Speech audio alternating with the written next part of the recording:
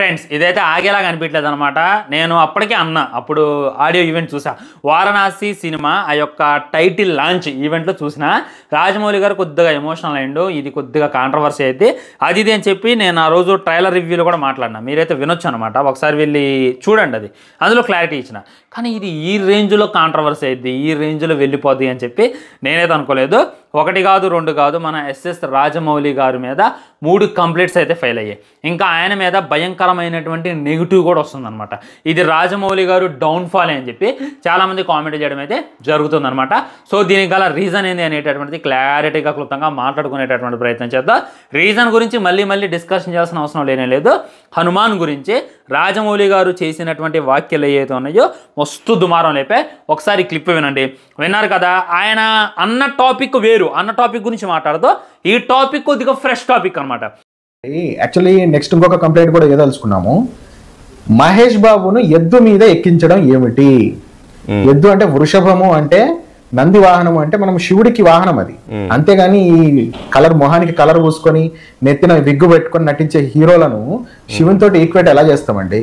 వినాయకుడు గారి వాహనం ఏంది? ఎలుక అనమాట, మూషిక అంటారు. అదే వినాయక చవితి వస్తే దాన్ని పూజిస్తాం. ఎగ్జాక్ట్లీ ఉత్తప్పుడైతే ఆ ఎలుక ఇంట్లోకి వస్తే పిల్లితో చంపేస్తాం, లేదా రిట్రాట్ దానికి విషం ఇచ్చి చంపేస్తాం. మరి అలాంటప్పుడు ఎవరి మీద కేసు పెడతారు? మాట్లాడితే లాజిక్ ఉండాలి సార్, నేను లాజిక్గానే మాట్లాడుతున్నా. ఇదేంటంటే ఎద్దు మీద అంటే నంది మీద ఈ మొహానికి కలర్లు వేసుకునేటటువంటి వ్యక్తిని మీరు ఎలా కూర్చోబెడతారు అని చెప్పి డైరెక్ట్గా వానర సైన్యం నుండి ఆ అధ్యక్షుడు ప్రెసిడెంట్ నాకే తెలియదు డైరెక్ట్గా క్వశ్చన్ చేస్తాడు. ఇది విన్న తర్వాత నా ఫీజులు అయితే ఎగిరిపోయినాయి అనమాట. ఇది ఏదైతే ఉందో నిన్న మొన్న ట్రెండ్ అయింది. ఇవాళ చూసుకున్నట్లయితే బండి సంజయ్ గారు మార్నింగ్ బీజేపీ ఆయన లీడర్ అనమాట మన తెలంగాణలో చూసుకున్నట్లయితే, ఆ తర్వాత ఆయన ఏమన్నాడంటే ఆయన స్పోర్టివ్గా తీసుకుంటూ, సార్ మరి రాజమౌళి గారి మీద మీ స్పందన ఏంటి సార్ అంటే, ఆయన దేవుణ్ణి నమ్మట్లేదండి, ఆయన నమ్మాలని చెప్పి మనం కోరుకుందామండి అని చెప్పి ఆయన అయితే స్కిప్ చేసింది. ఆ తర్వాత రాజా సింగ్ గారు కూడా రియాక్ట్ అయ్యారనమాట. ఆల్మోస్ట్ రాజా సింగ్ అంటే ఇక హిందూ టైగర్ అంటారు ఆయన్ని. ప్రస్తుతానికి ఆయన అయితే బీజేపీలో లేరేమో నాకైతే తెలియదు. ఆయన కూడా రియాక్ట్ అయిన అనమాట. ఆయన రియాక్ట్ అవ్వటమే కాకుండా ఇంకా చాలామంది ఆయన ట్రోల్ చేస్తున్నారు. ఇన్స్టాగ్రామ్లో ఉన్నటువంటి ఇన్ఫ్లుయెన్సర్స్ లైక్ దేవుళ్ళ గురించి ఇన్ఫ్లుయెన్స్ చేస్తూ ఉంటారు కదా, వాళ్ళు కూడా రాజమౌళి గారిని పచ్చిగా తిడుతున్నారు, పచ్చిగా ట్రోల్ చేస్తున్నారు. ఈ విధంగా ఫుల్ కాంట్రవర్సీ అయితే క్రియేట్ అయింది. 3-4 కేసులు ఆయన మీద నమోదయ్యాయి. ఇది ఎక్కడికి వెళ్ళిద్ది? మరి సినిమా మీదనే effect పడిద్దా?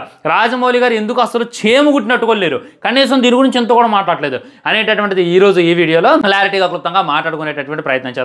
First point is controversy అనేటటువంటిది రాజమౌళి గారికి కొత్త కానే కాదబ్బా. ఎప్పటి నుండో ఆయన సినిమాలన్నీ కూడా కాంట్రవర్సీతోనే స్టార్ట్ అవుతాయి అనేటటువంటిది 100కి 100% వాస్తవం అనమాట. అంతకుముందు లేదులే కానీ RRR మూవీ టైంలో ఏం చేసిందంటే, మన ఎన్టీఆర్ అన్న టీజర్ని రిలీజ్ చేసేటప్పుడు ముస్లిం గెటప్లో బయటకు వస్తాడు అనమాట. కింద కొండలో నుండి ముస్లిం గెటప్లో టోపీ పెట్టుకొని బయటకు వస్తాడు.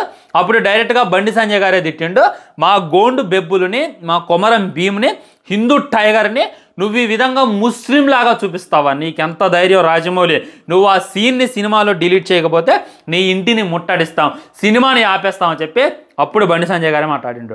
అప్పుడు నిజం చెబుతున్నా నేను, ఆయన మన బీజేపీ రాష్ట్ర అధ్యక్షుడు ఆ టైంలో. ఈ టైంలో అయినా ఆయన అధ్యక్షుడు కాదు, కానీ ఆ టైంలో ఆయన అధ్యక్షుడు, ఆయన మోస్ట్ పవర్ఫుల్. ఆ టైంలో ఆయన ఏది మాట్లాడినా కానీ బాగా విరలింది. అలాంటి టైంలో ఆయన మాట్లాడేటప్పుడు ఓరి నాయన ఇంత కాంట్రవర్సీ అయిపోయింది ఏంద్రా, ఎలా అన్నారు ఏంద్రా అని చెప్పి నేనైతే షాక్ అయ్యాను అనమాట. కానీ నిజం చెబుతున్నా, రాజమౌళి గారు అయితే సేమ్ కుట్టినట్టుకోలేరు. అసలు ఆయన మాటలు పట్టించుకోవాలి, ఆయనకి ఏ విధమైనటువంటి రిప్లై లేదు. త్వరగా మూవీ కంప్లీట్ చేశారు. అండ్ అందులో జస్ట్ సీనే చూపించిండు, ఇందులో అయితే పేరు కూడా పెట్టేసిండు, డైరెక్ట్గా దింపిండు, ఏమాత్రం ఇది కాకుండా. ఆ తర్వాత దాన్ని అయితే కన్వే చేసేటటువంటి ప్రయత్నం చేసిండు. అప్పుడు మాట్లాడిన వాళ్ళు ఎవరు కూడా రిలీజ్ రోజు మాట్లాడాల, సినిమా చూసి ఎంజాయ్ చేసేసారనమాట. అదేవిధంగా ఇప్పుడు చూసుకున్నట్లయితే ఏం మాట్లాడుతున్నారంటే, నువ్వు దేవుణ్ణి నమ్మను అని చెప్పి ప్రతి ఈవెంట్లో ఒత్తి చెప్తూ గుచ్చి చెప్తూ, మరి నువ్వు దేవుణ్ణి నమ్మని దానికి ఎందుకు మా దేవుడు పేరు మీద సినిమాలు తీసి, మా దేవుణ్ణి చూపించుకుంటూ సినిమాలు తీసి డబ్బులు దొబ్బుతున్నావు అని చెప్పి ఆయన చాలామంది క్వశ్చన్ చేస్తున్నారు, ఆయన చాలామంది కామెంట్ చేస్తున్నారు అనమాట. దేవుడు గొప్పతనం ఏంటో తెలియాలనంటే మీ నాన్నను అడుగు, మీ అమ్మని అడుగు అని చెప్పి కూడా ఆయన డైరెక్ట్గా క్వశ్చనింగ్లు అయితే చేస్తున్నారనమాట. మరి ఇందులో నిజం ఎంత ఉందో అబద్ధం ఎంత ఉందంటే, మీ ఎప్పుడైనా వచ్చిందా డౌట్? రాజమౌళి గారు దేవుణ్ణే నమ్మరు కదా, మరి ఆయన దేవుడి మీద సినిమాలు తీయాల్సిన అవసరం ఏంది? ఎగ్జాంపుల్ చెప్తాను నేను, మన మగధీర సినిమాకి వెళ్ళి శివుల వారికి వేరే భక్తుల్లాగా మారిపోయి వచ్చిన వాళ్ళు కూడా చాలామంది ఉన్నారు. బాహుబలి సినిమా చూసి ఆ విధంగా లింగం ఎత్తిన వాళ్ళు కూడా చాలామంది ఉన్నారు. శివుల వారికి మళ్ళీ విపరీతమైనటువంటి అభిమానిగా, విపరీతమైనటువంటి భక్తుడుగా ఆయన సినిమా అయినటువంటి మగధీరకి వెళ్ళినప్పుడు, ఆయన సినిమా అయినటువంటి బాహుబలికి వెళ్ళినప్పుడు శివుల వారికి పరమ భక్తుల్లాగా మారిపోయినటువంటి వాళ్ళు చాలా మంది ఉన్నారనమాట. కానీ మన త్రిబుల్ అప్పుడైతే రాముల వారికి అపరీతమైనటువంటి భక్తులాగా మారిపోయిన వాళ్ళు కూడా చాలా మంది ఉన్నారు. ఆయన దేవుణ్ణే నమ్మడు, కానీ ఆయన సినిమాలు చూసి చాలా మంది దేవుణ్ణి ఇంకా ప్రేమించడం, దేవుణ్ణి ఇంకా నమ్మటం, సనాతన ధర్మాన్ని లేపటం అయితే మనం ఈ కళతో చూడొచ్చు అనమాట. ఇవన్నీ జరిగినాయి. అంతేందుకు త్రిబుల్ అప్పుడు బాలీవుడ్లో ఆడుతున్నప్పుడు అందరూ అక్కడ జై శ్రీరామ్ అనేటటువంటి నినాదాలు చేశారు రామ్ చరణ్ చూసి. ఆయన అసలు రామ్ అనేటటువంటి పేరు పెట్టాను, కానీ శ్రీరాములాగా ఆయన చూపించలేదు. జస్ట్ మన అల్లూరు సీతారామరాజు గెటప్లో అయితే చూపించిండు. అలాంటిది అక్కడ నార్త్ వాళ్ళు అయితే ఊగిపోయారు, జై శ్రీరామ్ అని చెప్పి నినాదాలు చేసుకుంటూ బయటకు వచ్చారు. అది ఆయన నమ్మడు. కానీ ఆయన సినిమాకి వెళ్ళిన వాళ్ళు ఖచ్చితంగా నమ్ముతారు. ఆయన సినిమాకి వెళ్ళిన వాళ్ళు ఆ దేవుడికి దండం పెట్టకుండా బయటకు రారు అనేటటువంటిది 100% వస్తాం. రామాయణం మొత్తం అదే బాహుబలి మొత్తం రామాయణం నుండి ఇన్స్పైర్ తీసుకుంది. ఈ త్రిబుల్ అంతా కూడా రామాయణం నుండి అక్కడక్కడ రెఫరెన్స్లు. ఏ విధంగా అయితే ఆంజనేయుల వారు రాముల వారిని మోస్తారో ఈ విధంగా చాలా రిఫరెన్స్లతో సినిమాని అయితే మన ముందు పెట్టారనమాట. కానీ ఆయన దేవుణ్ణి నమ్మకపోయినా కానీ ఆయన సినిమాలు చూసి చాలామంది దేవుణ్ణి ఇంకా ప్రేమిస్తున్నారు అనేటటువంటిది 100% వస్తాం. నేను చెప్తున్నా కదా, దీనివల్ల ఏమైనా ఎఫెక్ట్ పడిద్దా వారణాసికి అని అంటే ఎంతగా మందం కూడా ఎఫెక్ట్ పడదు. హానెస్ట్లీ ఇది మీరు రికార్డ్ చేసుకోండి. ఇది ఎంత వైరల్ అయితే నాకైతే తెలియదు. ఈరోజు రాజమౌళి గారిని ఇంతమంది టార్గెట్ చేస్తున్నారు, ఎంతమంది ట్రోల్ చేస్తున్నారు.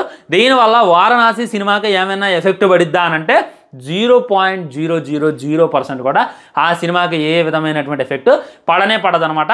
2027 గట్టిగా మాట్లాడితే 28లో రిలీజ్ అవుతుంది భయ్ ఆ సినిమా. అప్పుడు దాకా ఎవరికైనా గుర్తుంటుందా?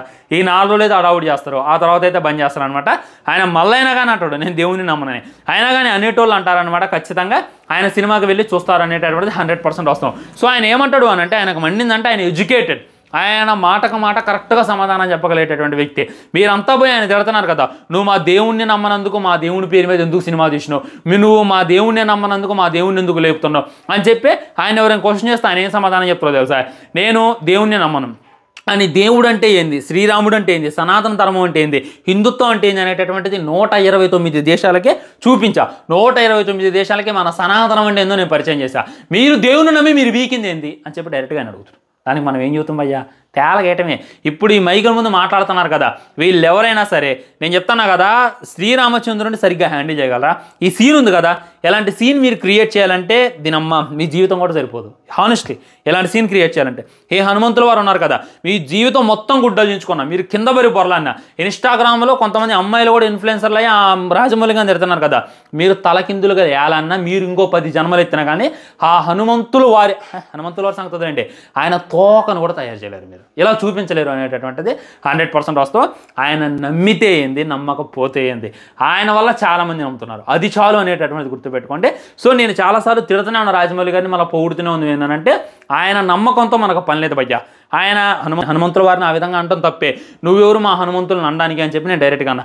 ఆయన నమ్మకంతో మనకు పని లేదు భయ్యా. ఆయన వల్ల చాలామంది నమ్ముతున్నారు, ఆయన వల్ల చాలామంది సనాతన ధర్మం గురించి తెలుసుకుంటున్నారు, మన హిందుత్వం గురించి 129 దేశాలు చూడబోతున్నాయి అనేటటువంటిది నాకైతే అర్థమవుతుంది. సినిమాకైతే ఏం ఎఫెక్ట్ పడదు.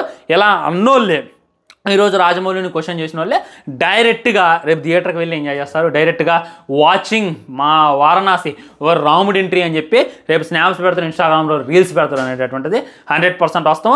ఈ ఇన్స్టాగ్రామ్ ఇన్ఫ్లుయెన్సర్లు, మైకి పట్టుకొని మాట్లాడేటటువంటి యూట్యూబర్లు, వీళ్ళంతా కూడా వారణాసిలో ఈ యొక్క షాట్ని రీక్రియేట్ చేయండి. ఇలా ఆలోచించింది కదా గత 100 సంవత్సరాలుగా ఏ డైరెక్టర్ ఆలోచించండి, ఏ రైటర్ ఆలోచించండి, రామాయణాన్ని ఎంతమంది తీశారు ఎవరు ఆలోచించండి.